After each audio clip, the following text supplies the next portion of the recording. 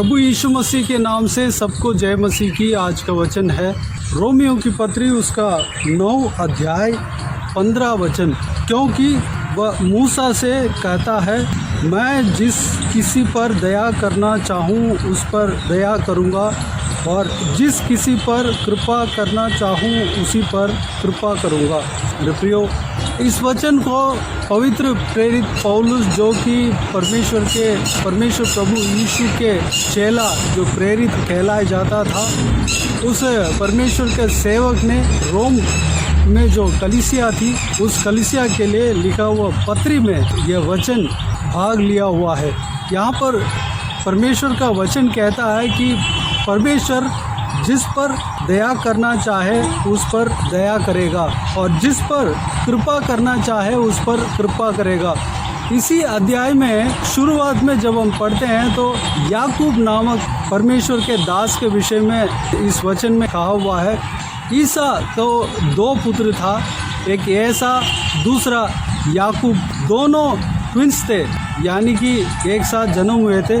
पहले ऐसा जन्म हुआ, दूसरा याकूब जन्म हुआ। पुराना नियम के कानून में पिता का आशीष सारे जेठा पुत्र यानी कि सबसे पहले जो जन्म हुआ उसके ऊपर जाता है, उसको वह सारा आशीषें जाता है और पहलौठे जितना भी जो पहलौठे का अधिकार उसके ऊपर जाता है, उसके पास जाता है। लेकिन परमेश्वर याकूब को आशीष देने का इच्छा रखा। याकूब यानी कि दूसरा वाला लड़का को आशीष देना चाहा। जिस तरह परमेश्वर ने चाहा उस तरह परमेश्वर ने किया और सिचुएशन भी ऐसे ही उनका घर में बना और ऐसा के बदले में याकूब को अपने पिता का आशीष जाकर पहुंचा। यानी कि पिता जो परमेश्वर से जो पाया है उस आशीष को अपने जेठे पुत्र यानी कि पहला पुत्र ऐसा के बदले में याकूब को दे दिया। वह अनजाने से किया, लेकिन वह परमेश्वर के मर्जी था, परमेश्वर का इच्छा था। मेरे प्रियो, इसमें परमेश्वर ने इस तरह परमेश्वर के वचन में कहते हुए इस अध्याय में दर्शाया गया है कि मैंने याकूब से प्रेम किया परंतु एसाव को अप्रिय जाना, इसलिए याकूब को परमेश्वर ने आशीष दिया। पहले उठे का सारा आशीषें उन्हें दिया।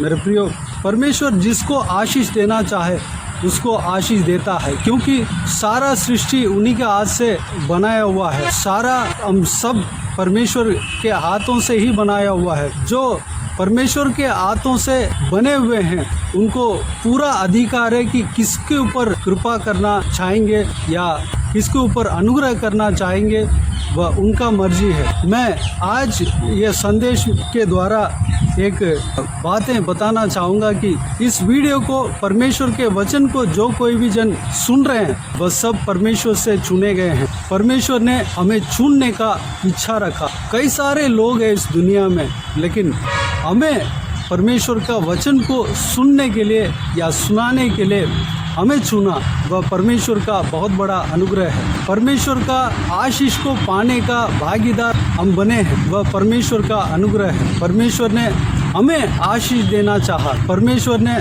जिस तरह याकूब को चुना, प्रिय जाना, हमें भी प्रिय जानकर हमें भी बुलाया है, हमें भी आशीष देना चाहता है। मेरे प्रियो, इस वीडियो को देखने वालों में से और परमेश्वर की ओर से चुना हुआ हरेक जन, जो कोई भी जन उद्धार पाए हैं, परमेश्वर प्रभु यीशु मसीह के ऊपर विश्वास रखे हैं, मेरे प्रियो, आप परमेश्वर को नहीं चुना बल्कि परमेश्वर ने आपको चुना है। इसलिए परमेश्वर का वचन को सुनने के लिए और विश्वास करने के लिए मौका मिला, द्वार खुला और आपका हृदय में आप विश्वास करते हैं, इसलिए कि परमेश्वर आपको चुना, परमेश्वर अपने राज्य के लिए आपको चुना। हम भाग्यशाली हैं। याकूब की तरह हमें उनका आशीष को पाने के लिए परमेश्वर ने चुना। परमेश्वर भला है, परमेश्वर का करुणा अपरंपार है। दूसरी बात, परमेश्वर जिसको कठोर करना चाहे उसको कठोर करेगा। जो एक मिट्टी का बर्तन जो कुम्हार बनाता है, एक ही मिट्टी में अच्छा बर्तन भी बना सकता है और खराब बर्तन भी बना सकता है, वह उसका मर्जी है। उसी तरह अपने महिमा को प्रकट करने के लिए कई सारा कैरेक्टर को परमेश्वर बना कर रखता है। यहाँ पर इजरायलियों के जो गुलाम करने वाला फिरौन को परमेश्वर ने बनाया। इजरायलियों को, जो इजिप्ट का राजा था, इजरायलियों को बंदी बनाकर, गुलाम बनाकर उनको परेशान करने वाला व्यक्ति जो फिरौन है, उसका मन को परमेश्वर ने ही कठोर किया। इसलिए कठोर किया कि उसके द्वारा, फिरौन के द्वारा परमेश्वर की महिमा मिले, परमेश्वर का महिमा हो, परमेश्वर का नाम पूरा दुनिया में प्रकट हो। अगर वो कठोर नहीं होता तो उस संभव का चर्चा आज शायद हम नहीं करते। वो कठोर बना, परमेश्वर ने उनका हृदय को कठोर बनाया, इसलिए वहाँ पर कई सारा अद्भुत काम हुआ, परमेश्वर का महिमा प्रकट हुआ और परमेश्वर का नाम फैला। यहाँ पर 17 वचन में, इसी अध्याय में 17 वचन में लिखा हुआ है, क्योंकि पवित्र शास्त्र में फिरौन से कहा गया, मैंने तुझे इसलिए खड़ा किया है कि तुझ में अपनी सामर्थ्य दिखाऊं और मेरे नाम का प्रचार सारी पृथ्वी पर हो। मेरे प्रियो, परमेश्वर का नाम का प्रचार सारा पृथ्वी में होने के लिए फिरौन के मन को परमेश्वर ने ही कठोर किया। इससे हमें यह जानने में आता है कि हमारे खिलाफ जो लोग कठोरता से बिहेव करते हैं, हमें दबाने के लिए, हमें परेशान करने के लिए लोग खड़े होते हैं, वह भी परमेश्वर के हाथ में है, वह भी परमेश्वर के कंट्रोल में है। परमेश्वर चाहे तो उनको बदल सकता है। परमेश्वर उन्हें कठोर करने का इच्छा रखा, क्योंकि उसके द्वारा, उनके द्वारा परमेश्वर के नाम के महिमा होना चाहिए। परमेश्वर के नाम के महिमा मिलेगा, परमेश्वर का नाम प्रचार होगा, परमेश्वर का नाम का प्रचार सारा पृथ्वी में होगा। अगर कलीसिया को उजाड़ने के लिए लोग खड़े हैं तो एक तरफ से परमेश्वर का काम है उसमें, इस काम से परमेश्वर का नाम पूरा पृथ्वी में फैलता है। अगर हमें विश्वास के मार्ग में चलने के लिए जो रुकावट कोई व्यक्ति देता है तो परमेश्वर ने ही उस व्यक्ति का हृदय में बात किया होगा, उस व्यक्ति का हृदय को कठोर परमेश्वर ने ही किया होगा।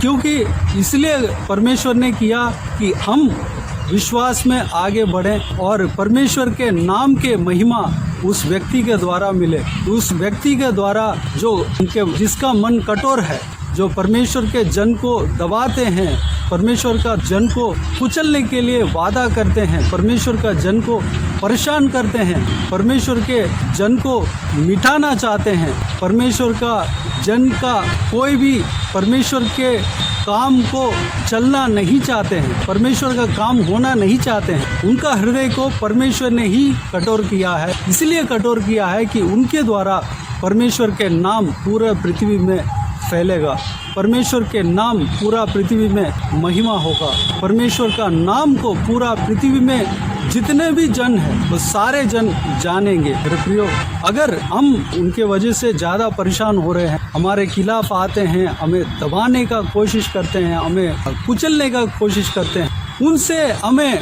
लड़ना नहीं चाहिए, क्योंकि हम कोई इंसान से लड़ने के लिए नहीं, बल्कि हम परमेश्वर से जब प्रार्थना करते हैं तो हमारा प्रार्थना को परमेश्वर सुनता है और उस प्रार्थना को सुनकर उनका मन में असर डालेगा। हमारा प्रार्थना का वैल्यू है, परमेश्वर हमारा प्रार्थना का आदर करता है। हमारा प्रार्थना को सुनकर जो कोई भी जन हमारे खिलाफ में, जो कोई भी जन हमारे खिलाफ, परमेश्वर के काम के खिलाफ जो कठोर मन के साथ रहते हैं और परमेश्वर के राज्य के खिलाफ काम करते हैं, उनका हृदय में परिवर्तन लाएगा। हमें उस व्यक्तियों के खिलाफ हमें लड़ाई नहीं लड़ना है, बल्कि हमें प्रार्थना करना है। हम प्रार्थना करने से परमेश्वर हमारा प्रार्थना को सुनेगा। जो कोई भी जन हमारे खिलाफ, मसीह भाई बहनों के खिलाफ और कलीसिया के खिलाफ खड़े हुए हैं, उनका हृदय में बात करेगा और उनको बदलेगा, हमारा प्रार्थना का उत्तर देगा। प्रियो,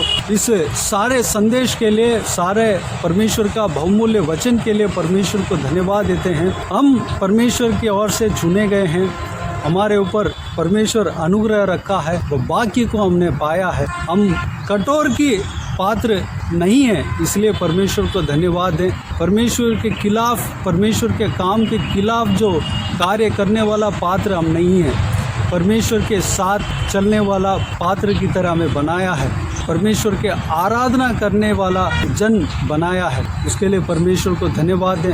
हमारे खिलाफ जो कोई भी आते हैं उनको प्रार्थनाओं के द्वारा उनका सामना करें।